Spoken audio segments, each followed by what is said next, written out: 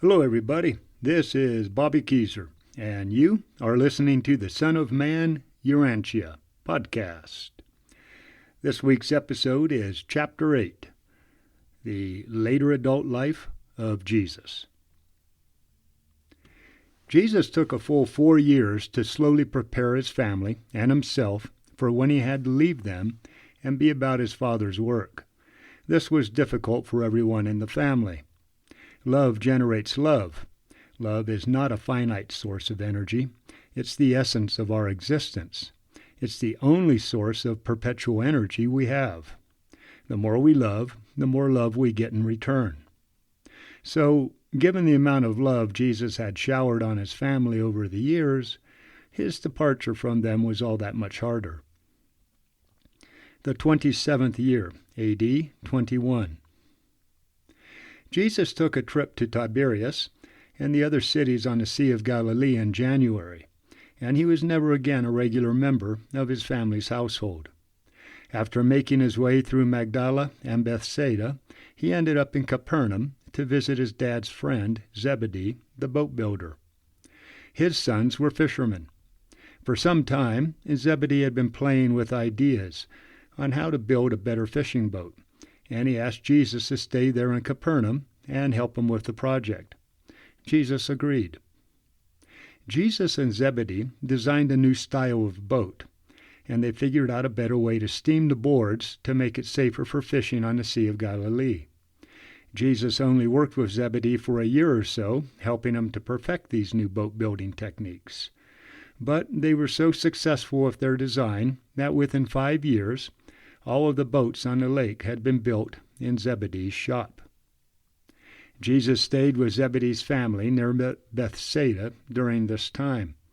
After life on his own for so long, Jesus enjoyed being able to work with his dad's old friend. Zebedee's wife, Salome, and her 4 daughters all admired Jesus, and he often went out with the boys, James, John, and David, to fish. All the while, he continued to send home money for the family. Jesus didn't make it back to Nazareth until October for Martha's wedding, and after that he didn't come back for 2 years, and that was for Simon and Jude's double wedding. Jesus said he was a resident of Capernaum when it came time to pay the Roman tax, and he was registered as such the rest of his life. The head of the Roman outpost in Capernaum was a Gentile believer in the Jewish faith, and he had built the Jews a synagogue right before Jesus arrived. This gave Jesus a chance to conduct the services there, and some of the people traveling through the area with the caravans remembered him from Nazareth. The synagogue had a library, and Jesus spent most of his evenings in it studying. 1 night a week he'd hang with the elders in town, and 1 night a week with the youth. Jesus was able to get along well with younger people because he was both interested in their lives, and he wasn't always telling them what to do or what not to do, unless, of course, they asked him to.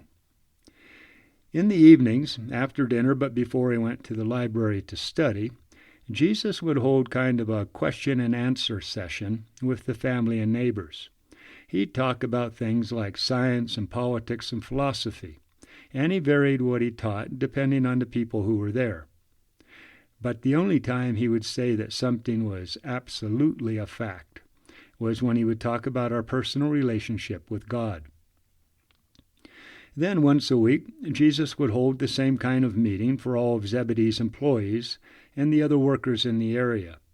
It was this group of admirers that first called Jesus the Master.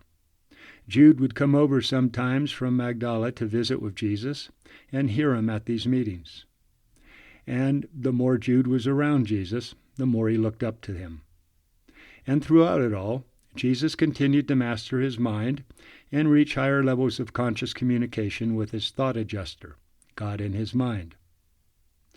From this year on, Jesus was on the move. He still didn't know us well enough to begin preaching. First, he needed to travel more, meet more people, and experience more of how we live our lives.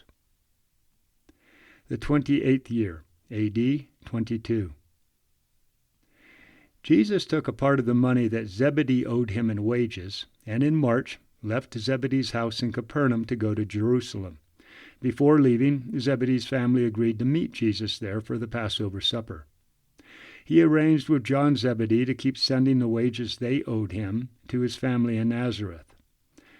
Jesus and John had grown close while Jesus stayed with them, and John gave Jesus his word to watch over Mary and the others. After Jesus left, John and Zebedee decided to invest Jesus' wages for him and use that income to support his family. They did this by buying a small 2-room house and renting it out. So, without knowing it, Jesus ended up owning a house in Capernaum. In Jerusalem, Jesus hung out at the temple listening to the discussions, and on Saturdays he would go out to Bethany to visit. Salome, Zebedee's wife, had a relative in Jerusalem named Annas, who years before had been the high priest of Jerusalem. Salome had given Jesus a letter of introduction to Annas, and the two of them spent a lot of time visiting the schools and religious teachers in town. Annas was a bit confused by Jesus and didn't really know how to help him. It was obvious Jesus didn't need to be a student in any of the schools. But then again, he couldn't be a teacher either because he'd never gone to them. When Passover came along, the Zebedee family showed up and they all had supper at Annas' large house. Before the Passover week was over, Jesus met a man and his 17-year-old son who had come from India. These two were traveling the world and making their way to Rome and other areas along the Mediterranean Sea. They were going to be traveling for a couple of years, and they were looking for someone to be both an interpreter for them and a tutor for the boy. After arranging that his first year's wages were given to John, Zebedee's son, for his family in Nazareth, Jesus agreed to join them on this journey to Rome. Before Jesus left, he told Zebedee that he was going to Rome and that he wouldn't return for about 2 years. Jesus also made Zebedee promise not to tell anyone, even his own family, where he was at during this time, and Zebedee never did.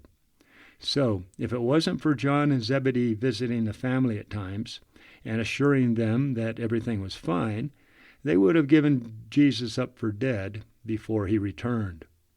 And John always remembered to take Mary and Ruth a little present on these visits, like Jesus had asked him to do. The 29th year, A.D. 23.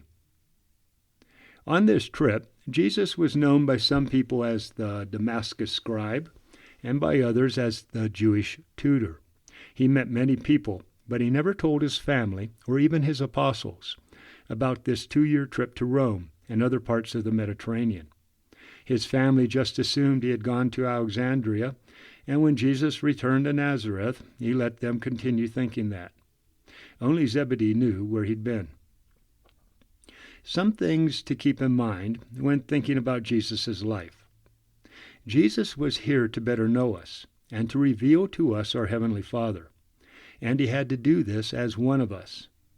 There was no need for Jesus to impress us with great accomplishments, and he wasn't going to overpower us with mental arguments just so that we'd believe him. Furthermore, Michael lived his last incarnation on earth with us, but not just for us. These events happened for the benefit of the entire universe now existent and for all of the worlds that will become inhabited throughout eternity. By the time he returned to Nazareth, Jesus was almost done educating himself into many different types of people from around the world. He had met rich folk and poor, those with education and those without, and people with all kinds of spiritual beliefs. He now knew without a doubt that he was a Creator's son. His thought adjuster was bringing forth memories of his time with his Paradis Father before he ever started to build our universe. Jesus was slowly remembering the details of his past. The final pre-human memory that Jesus saw came to him when he was baptized by John in the Jordan River, and it was his last talk with his older brother Immanuel right before he disappeared and was born a babe of the realm. The human Jesus. For the rest of the universe watching these events unfold, Jesus' Mediterranean trip was the most fascinating part of his time on earth. He wasn't yet fully conscious of his divine side. He was still the Son of Man. During this time, he worked with people at a personal level rather than preaching in public like he did later in life. At 29 years old, Jesus had almost completed the human side of his spiritual development, and he had done so living a normal life in the flesh. When Jesus received his thought adjuster as a child, that portion of God in his mind started to condition him to understand the eternity, universality, and infinity of God his Father.